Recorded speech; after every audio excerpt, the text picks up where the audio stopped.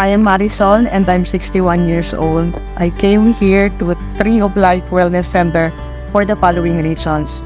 I want to lessen pain in my knees and to walk without a cane.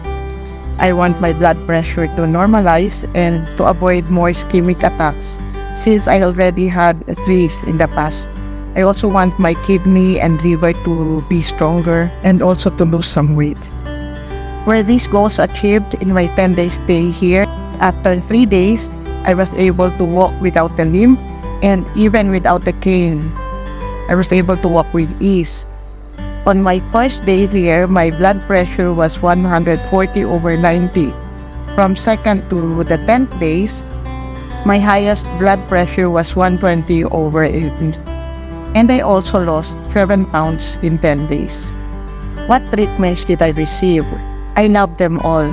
I had acupuncture, hydrocolonics and enema, biozap and Putiflex, jade mat and healing lamp, vitamin C drip, lead light, stem cell activator, infrared lamp and ion cell trench.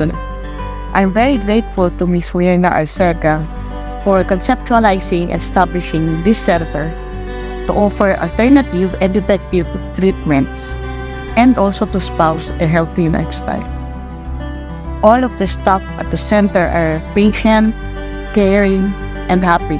They contributed to my comfortable stay. Sandali, wait lang po.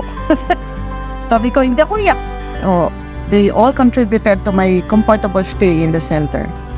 Above all, I thank Jehovah God for the grace and spirit He gave to all the staff here to do this service and for my journey to wellness and healing.